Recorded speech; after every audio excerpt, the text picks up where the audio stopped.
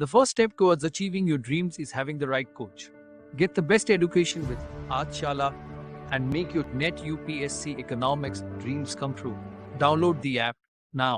अब हम देखते हैं एज सच प्यूरा मॉडल क्या था। वो तो हमने उसके बेसिक टेनेट देखे। तो प्यूरा मॉडल जो है वो कनेक्टिविटी पे फोकस करता है। किस तरह की कनेक्टिविटी बेटा? किस तरीके की कनेक्टिविटी? तो डॉक्टर कलाम ने बोला कि हमको कनेक्टिविटी पे फोकस करना है। तो इतना तो समझ में आ गया कि हमको कनेक्टिविटी पे फोकस करना है। बट हमारा सवाल ये है कि मैम किस तरीके की कनेक्टिविटी? तो 4 तरीके की connectivity. Physical connectivity, digital connectivity, physical connectivity, digital connectivity, knowledge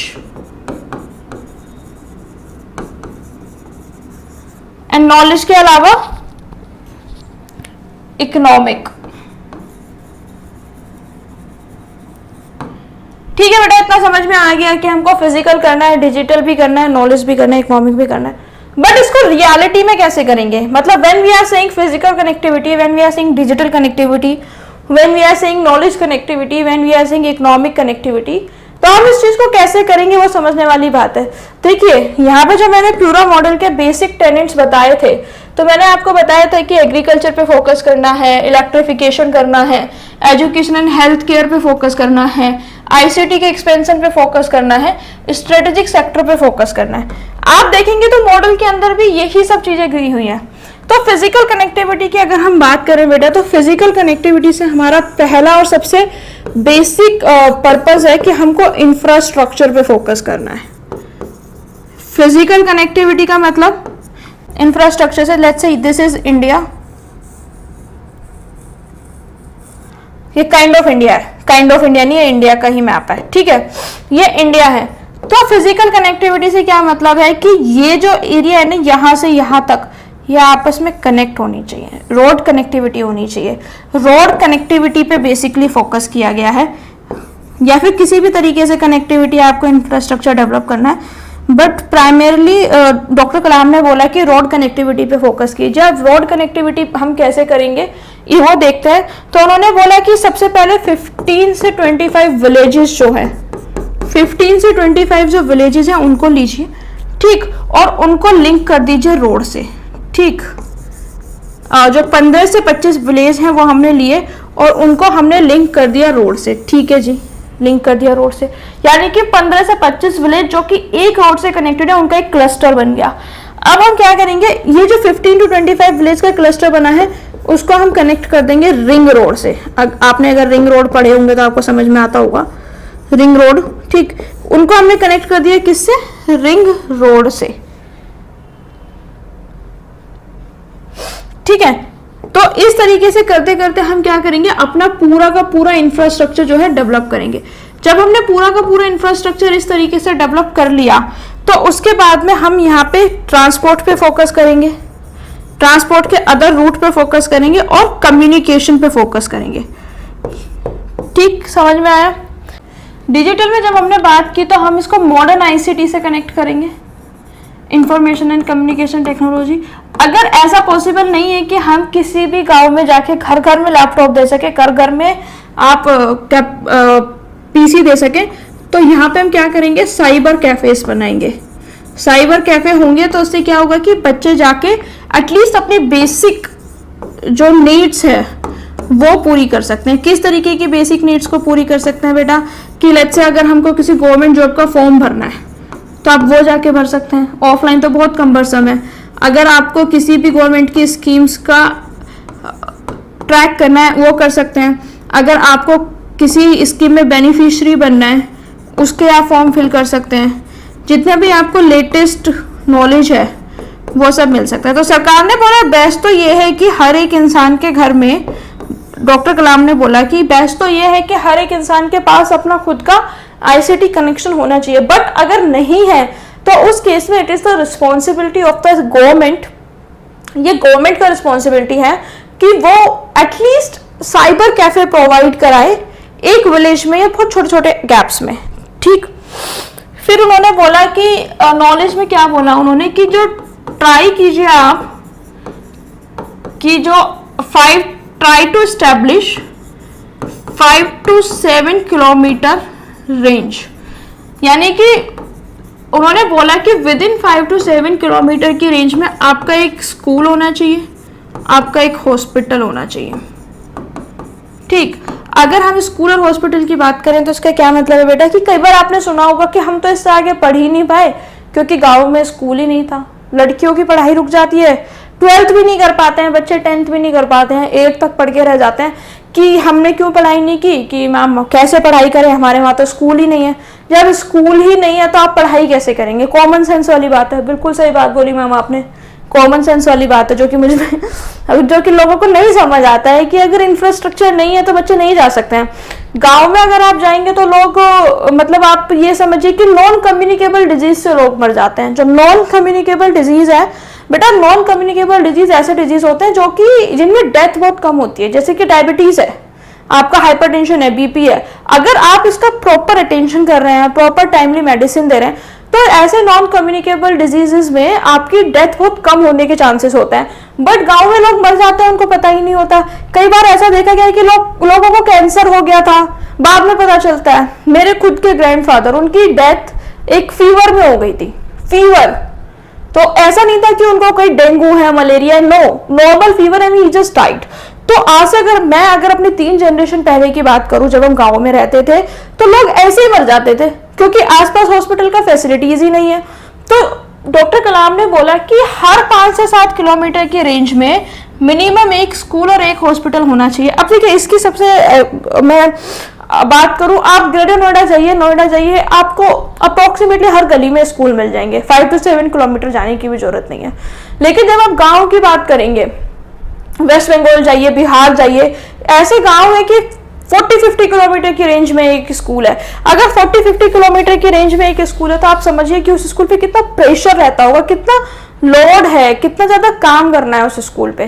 ठीक है, देन उसके बाद में हमने बोला कि इकोनॉमिक रखना है। इकोनॉमिक में क्या रखना है बेटा? इकोनॉमिक में रखना है कि विद इन दिस ग्रुप आप मार्केटिंग फैसिलिटीज प्रोवाइड कराइए। मार्केटिंग फैसिलिटीज का क्या मतलब है बेटा कि आप मंडी बनाइए, मंडीज बनाइए। मार्केटिंग फैसिलिटीज का मतलब यह है कि जो एग्रीकल्चर प्रोड्यूस हमारा होके आ रहा है, जो एग्रीकल्चर प्रोड्यूस है, उस एग्रीकल्चर प्रोड्यूस को सेल करने का एक प्लेस डेजिग्नेट कीजिए, एक मैकेनिज्म बनाइए। ठीक, तो क्या है कि जो ग्रुप ऑफ विलेजेस है, जो हमने 15 ग्रुप्स ऑफ विलेजेस बनाई, हमने जो 20 ग्रुप ऑफ विलेजेस बनाए, इसमें हमको गुड मार्केटिंग फैसिलिटीज देनी है, अच्छी मार्केटिंग फैसिलिटीज देनी है, जो कि जो कम्युनिटी है, जो सर्विस है, जो डेली यूज की चीजें हैं, लोगों को सेल आउट कर पाए और वहीं पे आराम से खरीद पाए। अब आप इस चीज को समझिए कि जो आप उसमें जाएंगे, विलेजेस में जाएंगे, मंडी नहीं है, आपको कम से कम 10-12 किलोमीटर चलना है, 15-20 किलोमीटर चलना है, फिर आपको जाके मंडी मिलेगी। अगर आपको याद हो तो आपने पंचायत वेब सीरीज देखी होगी। पंचायत जो वेब सीरीज थी उसमें आपने देखा था कि जो सचिव जी थे, उनको अगर कोई भी सामान खरीदना है, फोटो भी खिंचाना है या कुछ भी करना है तो उनको फफोली बाजार जाना पड़ता था। आसपास कोई फैसिलिटीज ही नहीं थी, प्रॉपर मार्केट ही नहीं थी। तो प्रॉपर मार्केटिंग का भी प्रोविजन सरकार ने रखने के लिए बोला। ठीक, अब इसके इसमें देखते हैं कि कैसे कर सकते हैं इसको रियल में। तो हमको क्या करना है? हमको सर्वे करना है। सर्वे करना है किस चीज का? कि हमको प्रेजेंट स्टेटस देखना है, और प्रेजेंट स्टेटस के हिसाब से हमको 3 कैटेगरीज में डिवाइड करना है। 3 कैटेगरीज में डिवाइड करना है। सबसे पहले type A, then type B,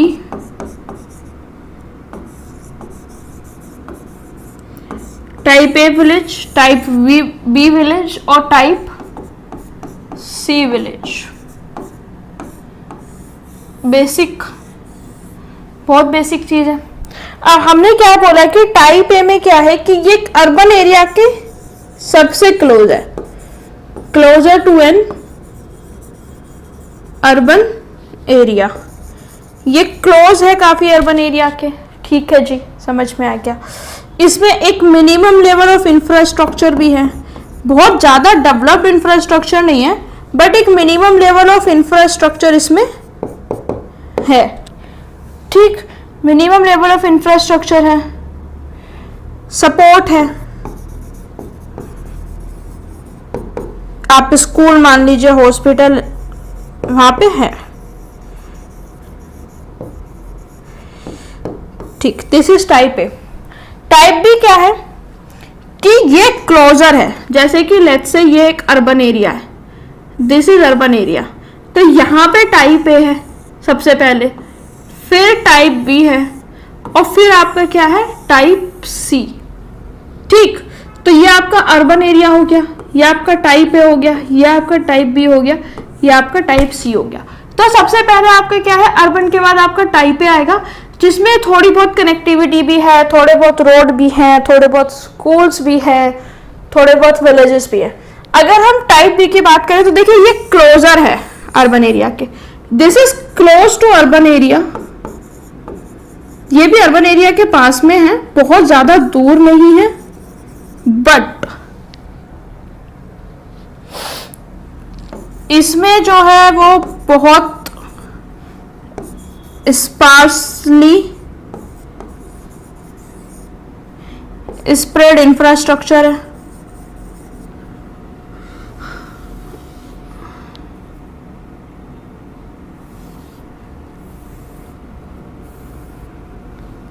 ठीक है, स्पार्सली स्प्रेड इंफ्रास्ट्रक्चर है। इसका क्या मतलब है, मतलब रोड है लेकिन पक्का रोड नहीं है, मेटेलिक रोड नहीं है, टूटी फूटी रोड है। गांव में आप चले जाइए, पगडंडी पे चल लीजिए, लेकिन कोई कनेक्टिविटी अच्छी नहीं है, स्कूल्स नहीं है, हॉस्पिटल्स नहीं है। अगर यहाँ पे रहने वाले किसी इंसान को अगर हॉस्पिटल्स में हेल्प चाहिए तो आपको यहाँ पे आना पड़ेगा। जैसे कि अगर मैं बात करूँ, मेरा एक फ्रेंड है, उसके फादर CISF में है। ठीक, तो उसके फादर को थोड़ा बीमारी हुआ, अभी कल परसों की बात है, तो उनको हेपेटाइटिस बी का इशू है। तो आपने देखा होगा कि जो CISF है वो बॉर्डर एरियाज में काम करती है या फिर जो है इंटीरियर में काम करती है, तो वेस्ट बंगाल में पोस्टेड है उसके पापा। तो when he has to take the higher treatment to the advanced treatment, he took his father to the Kolkata. ठीक, तो उसने 6 hours ट्रेवल किया अपने फादर के साथ to get a good hospital and get him admitted into the Kolkata. तो एक close है अर्बन एरियाज में, थोड़ी बहुत रोड भी है, ऐसा नहीं है कि रोड नहीं है, लेकिन इतना रोबस्ट इंफ्रास्ट्रक्चर नहीं है, स्कूल्स नहीं है, विलेजेस नहीं है, ज़्यादा से ज़्यादा क्या है, आपके प्राइमरी हेल्थ केयर है, डिस्पेंसरीज वगैरह हैं। ठीक, टाइप सी की हम बात करें तो फार इंटीरियर, बहुत ज़्यादा अंदर, कोई इंफ्रास्ट्रक्चर नहीं है, नो इंफ्रास्ट्रक्चर, कोई खास इंफ्रास्ट्रक्चर नहीं है। उसके बाद में जब इंफ्रास्ट्रक्चर नहीं है तो सेकंड क्या चीज़ है बेटा, सेकंड इसमें रोड नहीं है, स्कूल्स नहीं है, हॉस्पिटल्स नहीं है। तो कौन से सेक्टर की बात हो रही है, हिली एरियाज,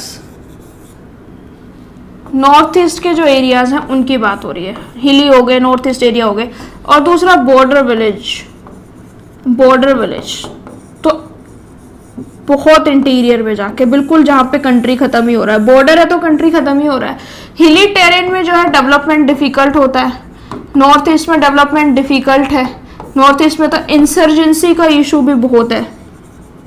ठीक, आई होप इतना आपको समझ में आया होगा कि डॉक्टर कलाम ने बोला कि जितने भी आपके वो है एरियाज हैं जो कि रूरल एरियाज में आते हैं, उनको 3 पार्ट में डिवाइड कर दीजिए।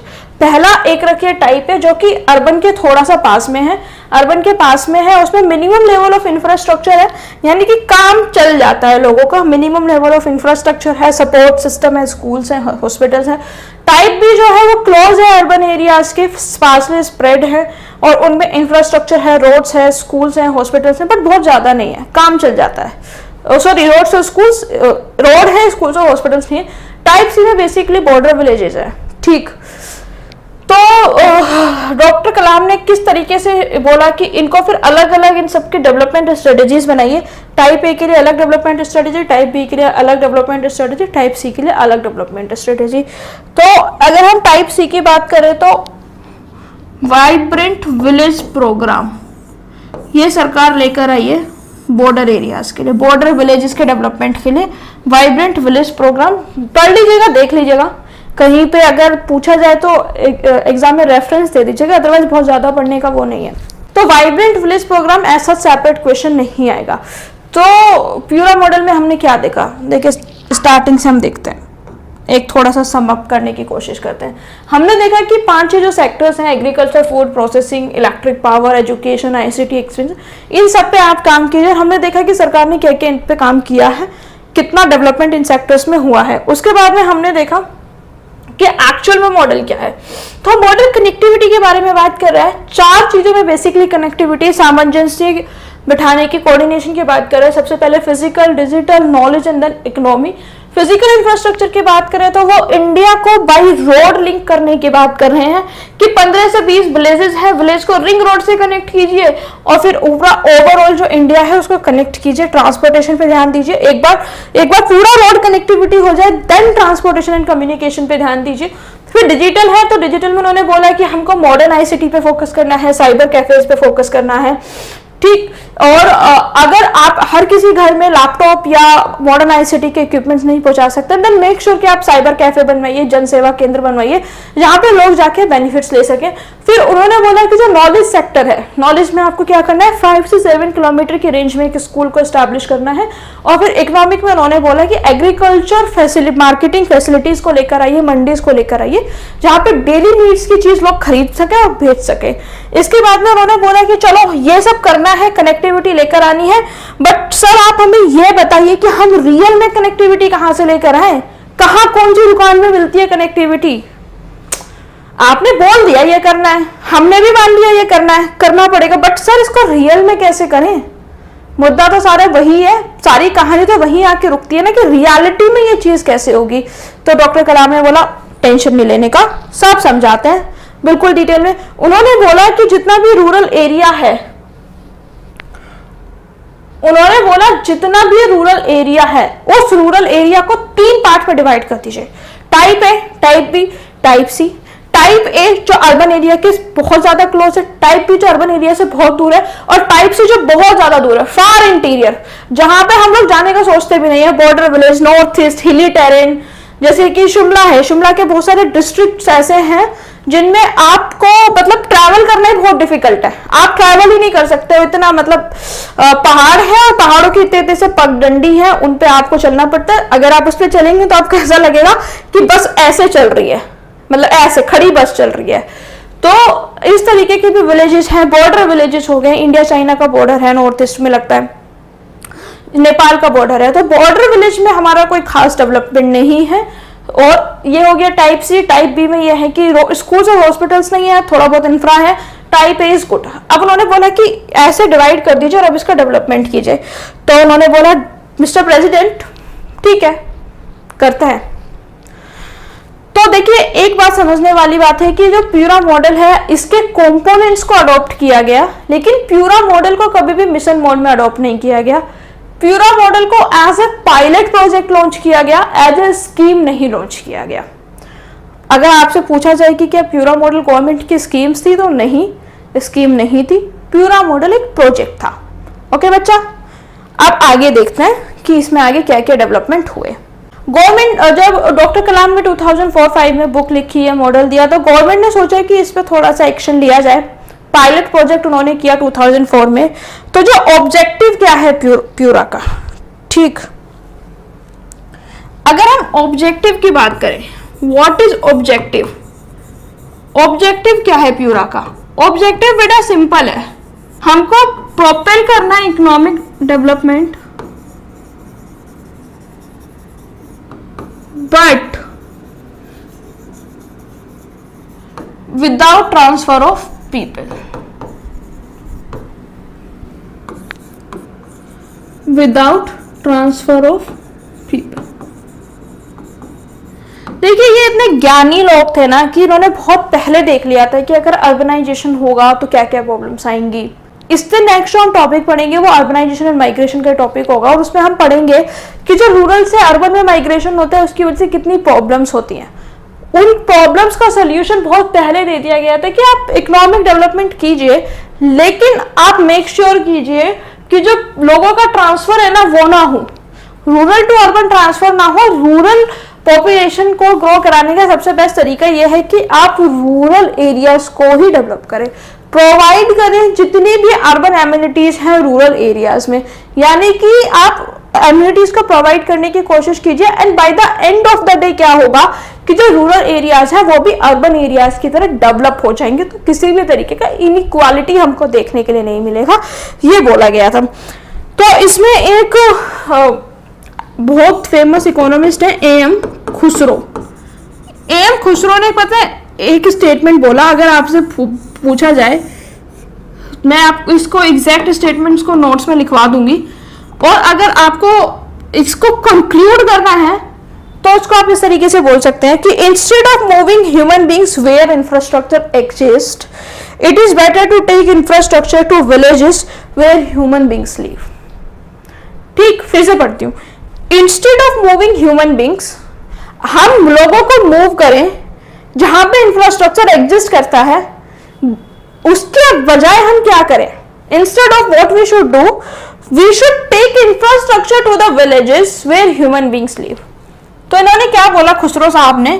खुसरो साहब ने बोला कि हम लोगों को इंफ्रास्ट्रक्चर के पास नहीं लेके जाएंगे, यानी कि हम रूरल जो सेक्टर के लोग हैं जो रूरल एरियाज में रहते हैं उनको हम अर्बन में नहीं लेके जाएंगे, हम इंफ्रास्ट्रक्चर में नहीं उनको लेकर जाएंगे ना, बल्कि हम क्या करेंगे? इंफ्रास्ट्रक्चर को ही विलेजेस में लेकर आएंगे।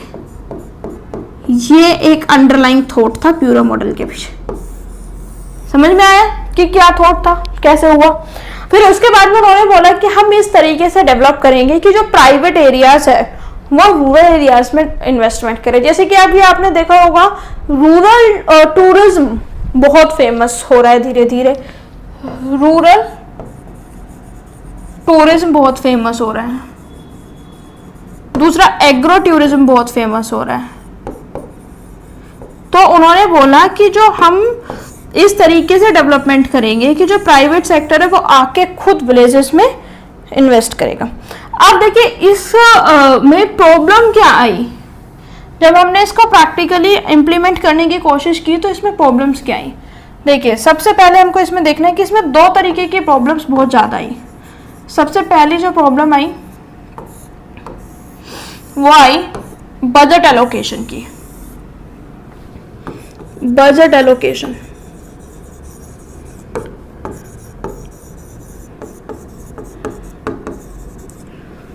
बजट एलोकेशन क्या है बेटा? बजट एलोकेशन बहुत ज्यादा कम किया गया, वेरी लेस, यानी कि पर क्लस्टर आपको 3 करोड़ रुपए मिले, जबकि मिनिमम आपको 100 करोड़ का रिक्वायरमेंट है। आपको 3 करोड़ ही मिलेंगे लेकिन आपको नीड कितना है? 100 करोड़ का है। तो how it is going to help? ठीक, लेकिन इसके बदले में हम क्या कर सकते थे? इसके बदले में हम कर सकते थे कि हम कुछ ब्लॉक्स को फोकस करें और उन ब्लॉक्स को ही हम डेवलप करें। ठीक, ब्लॉक पे फोकस कर सकते थे हम, या फिर कुछ डिस्ट्रिक्ट पे फोकस कर सकते थे, क्योंकि अगर आप 3 करोड़ सारे एरिया को देंगे, सारे विलेज को देंगे तो वो बहुत कम है, बट अगर हम कुछ डिस्ट्रिक्ट को फोकस करेंगे तो it can lead to some development. इसी के तर्ज पे एक प्रोग्राम आया था, एस्पिरेशनल डिस्ट्रिक्ट प्रोग्राम, जिसमें सरकार ने डिसाइड किया था कि हम 100 डिस्ट्रिक्ट्स को एक अलग लेवल पर डेवलप करेंगे। पढ़ेंगे, सब पढ़ेंगे, बिल्कुल टेंशन लेने वाली बात नहीं है। ठीक, तो और जो पैसा था वो बहुत कम था, मतलब फाइनेंशियल एलोकेशन आप 3 करोड़ का कर रहे हो हर उसके लिए। दूसरा क्या है कि आप सबको यूनिफॉर्म एलोकेशन कर रहे हो। यूनिफॉर्म एलोकेशन से क्या मतलब है? यूनिफॉर्म एलोकेशन से मतलब कि आप टाइप ए में आते हैं तो भी 3 करोड़, टाइप बी में आते हैं तो भी 3 करोड़, टाइप सी में आते हैं तो भी 3 crore, which is not the right thing. आप एक सेक्टर को बहुत इजीली आप प्राइवेट सेक्टर पे छोड़ सकते हैं। ए सेक्टर में इतना आपको कह सकते हैं कि इतना डेवलपमेंट का नीड नहीं है ए सेक्टर में, ए सेक्टर में इतना जरूरत नहीं है। तो फिर आप बोलेंगे कि मैम फिर जरूरत है, जरूरत हमको मैक्सिमम है बी सेक्टर में या सी सेक्टर में, तो हमको यूनिफॉर्म नहीं करना चाहिए था, हमको इसमें प्राइवेट सेक्टर को एंगेज करना चाहिए था। पीपीपी मॉडल को लेकर आ सकते थे हम, या और भी कोई इनोवेटिव स्पेशल पर्पस व्हीकल और भी कोई इनोवेटिव तरीके से कर सकते थे, क्योंकि ये जो ई सेक्टर है ना, इसमें प्राइवेट सेक्टर इन्वेस्ट करने के लिए तैयार रहता है, क्योंकि अर्बन एरिया के बिल्कुल पास में। और हमको फोकस करना चाहिए था सी और बी में, यानी कि यहाँ का बचा हुआ फंड हमको इन दोनों में इंजेक्ट करना चाहिए था। ठीक है, अब फिर उसके बाद में बात की गई कि हम सोशल ओवरहेड्स बनाएं। सोशल ओवरहेड्स का मैंने पहले भी बात किया है कि हम एजुकेटेड और हेल्दी यूथ बनाएं, उसके लिए बात की गई थी। तो उस पर एक अलग से एम्फेसिस हमको करना चाहिए था, जो कि हमने उस टाइम पे नहीं किया। ठीक, तो पूरा जो है वो प्रोजेक्ट की तरह लॉन्च हुआ, लेकिन जब 2014-15 आई, यानी कि मोदी सरकार ने जब अपना पहला बजट लॉन्च किया, तो इस प्रोग्राम को उन्होंने डिसकंटिन्यू कर दिया और इसकी जगह पे वो लेकर आए श्यामा प्रसाद मुखर्जी रुर्बन मिशन, जिसको हम पढ़ेंगे बहुत डिटेल में। इस मिशन को वो लेकर आए श्यामा प्रसाद मुखर्जी अर्बन मिशन। ठीक है, आई होप इतना आपको समझ में आ गया होगा, इतना आपको क्लियर हो गया होगा। ठीक है, कई बार आपसे एग्जाम में ये भी पूछा जा सकता है कि इसमें सरकार ने क्या क्या इनिशिएटिव लिए हैं रूरल डेवलपमेंट में, तो आप लिख सकते हैं प्रधानमंत्री ग्राम सड़क योजना है, प्रधानमंत्री आवास योजना है, अंत्योदय योजना है। देखिए, मैं क्या सोच रही हूँ कि जितने भी गवर्नमेंट स्कीम्स हैं, जो भी गवर्नमेंट स्कीम्स है, मैं उन सब का एक नोट्स बना के आपको दे दूं, क्योंकि गवर्नमेंट स्कीम्स यहाँ पे पढ़ाने का भी कोई फायदा नहीं है अगर मैं आपको बोलूं तो। अब आयुष्मान भारत योजना क्या है, अब लेट्स से मैं ये नहीं कह रही हूँ कि मैं बिल्कुल नहीं पढ़ाऊंगी, जैसे कि इंपॉर्टेंट स्कीम्स है, आयुष्मान भारत योजना हो गई, स्किल इंडिया हो गया, स्टार्टअप इंडिया हो गया, स्टैंड बाय इंडिया हो गया, या फिर मेक इन इंडिया है, वो सब हम पढ़ाएंगे, उसमें कोई दिक्कत वाली बात नहीं। लेकिन बहुत सारी स्कीम्स हैं, लेट्स से आपको 25 to 30 स्कीम्स का रफली आइडिया होना चाहिए, तो उसमें से जितनी 10 to 12 इंपॉर्टेंट स्कीम्स है वो सब मैं पढ़ा दूंगी, बाकी सबके मैं आपको नोट्स प्रोवाइड करा दूंगी, क्योंकि कंप्लीट फैक्चुअल है। अब आयुष्मान भारत योजना क्या है, उसको इतना ज्यादा मैं उसमें पढ़ा के अपना एनर्जी टाइम वेस्ट नहीं कर सकती, क्योंकि आप ये भी समझिए ना कि लेक्चर्स की भी एक लिमिटेशंस है। तो व्हाट वी विल डू कि जो आपके स्टार्टिंग पार्ट है जिसमें बहुत ज्यादा फैक्चुअल इन्फॉर्मेशन है, फैक्चुअल इन्फॉर्मेशन को हम क्या करेंगे, नोट्स के थ्रू कवर करेंगे। अगर आपको वीडियो अच्छी लगती है तो आप please like it, share it with your friends, subscribe to the channel. Subscribe करने के बाद नोटिफिकेशन बेल को जरूर ऑन करें, ताकि नेक्स्ट टाइम में जब भी वीडियो लेकर आऊं वो जल्द से जल्द आपको मिले।